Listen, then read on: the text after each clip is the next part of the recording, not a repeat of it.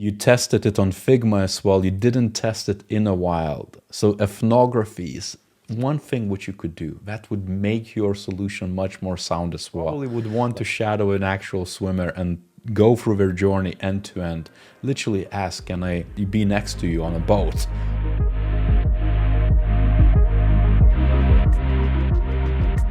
So I have another portfolio to review, and this time is by a UXer from the Design Squad Discord community. Make sure to join it if you want to connect with like-minded individuals, people who want to get into UX and generally get advice or, share or help each other out, because that's how you actually learn. And it's super important to stay connected, especially in the field which requires so much to enter. So it's a no-brainer. Do join. Anyhow, immediately there is one thing, and I'm gonna call out, which is atypical to my reviews, is that visual layer, which I don't really touch much usually. But it feels like it was maybe a PowerPoint or keynote presentation, and then a lot of those slides were actually entered here, and then the text seems to be added on top of that, or the text is a lot of mixed different format bits. So this is a small thing, of course. You could optimize it further. Another thing what I immediately called out is to be very careful using the actual stock imagery or doing very sparingly. So if you want to illustrate something like companionship, let's say, you could add this photo, of course, but make sure it's not just there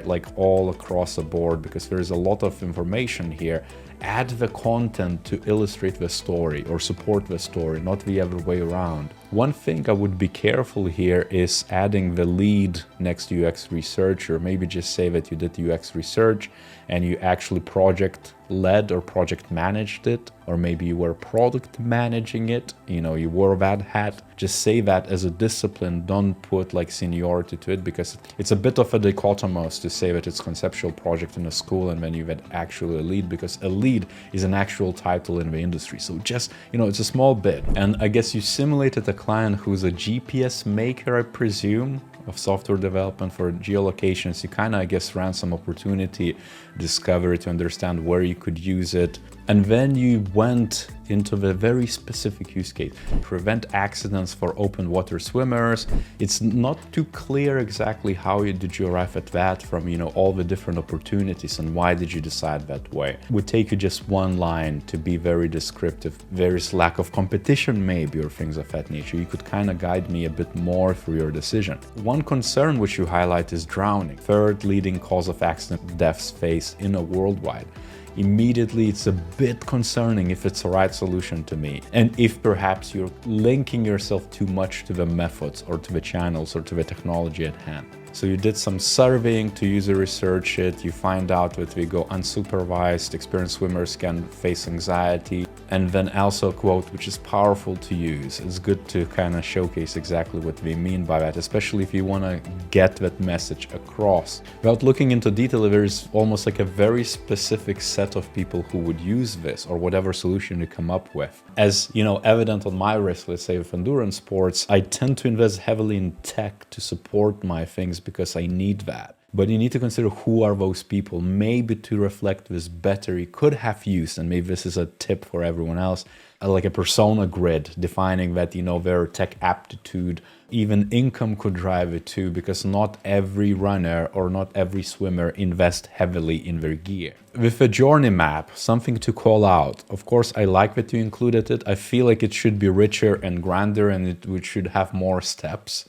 because it's never that simple, especially in these cases. One thing what I noticed is that your thinking, touchpoints, emotions are not too reflective of the, let's say, the safety. Again, those variables, what would they consider? Is it their personal safety? Is that the other people are informed? Is it that, I don't know, their goals are completed? Is it time maybe they're spending in the water, and that, that urgency is what makes them make poor decisions or something like that. So maybe it's decision making too. Emotion could be replaced with that. You could literally say, instead of satisfied, neutral, or unsatisfied, it could be feeling of safety. Getting deep into the psychology and the human needs. You did some competitive analysis. I like that you looked at the hardware, because what played in my mind as I was introing into this case study was oh, why would you even go for a watch or a smartphone? Of course, it's readily available, but you could also consider introducing a device. And you considered exactly what the features are like, and of course, every single thing has differently.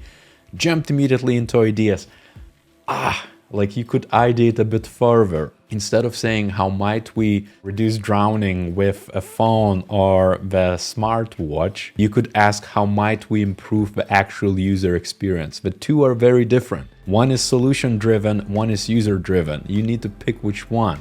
Like if it's UX, you kind of need to start with what do the users need. And it could be that your GPS and everything else you had in mind, like, you know, using smartphone and things like that, is not going to stick anymore. But you should be fine with that. You could challenge the business, the stakeholder of it, and say, hey, your solution should look slightly different. But your ideation should come off how might we improve the actual user safety, the user experience. How might we indicate to them that these are the safe zones? Of course, you could default back into the smartphone and represent it there, but you need to think a bit more holistically before you just jump into it and just, you know, churn these mockups or things of that nature. And looking at the actual features, you covered a lot of that. The only thing what you restricted yourself again is the channel, that you're going to stick with it and nothing else is going to matter. And I'm going to give you a small example, but it's sort of related. That then my wife is running somewhere in, let's say, woods or parks. She likes to go on WhatsApp and share her location live for like at least an hour. She preventatively turns it on, and then I can on WhatsApp just say, okay, how far is she from home? Let's say to do lunch or something along those lines. I can check it on my WhatsApp app and I can check exactly where she is. That's one of the features which combines two apps on two different phones, one single product. It could be multiple different products like that. It could be smartwatch. It could be, but this kind of tells you holistically how you could do that. It doesn't have to be just you and SOS service. If you are reflected holistically and you understand how people do this, your solutions are going to be much more meaningful to them. You tested it on Figma as well. You didn't test it in a wild. So ethnography is one thing which you could do that would make your solution much more sound as well. And kind of going back to your user research, which I didn't point out, and kind of like now it came a bit too late to me as well. It's like you probably would want to shadow an actual swimmer and go through their journey end to end. Literally ask, can I be next to you on a boat? Or can I, like, you know, go for a swim with you and see exactly what you do, to what extent, you know, what do you consider? Can I talk to you? And interview them at that point.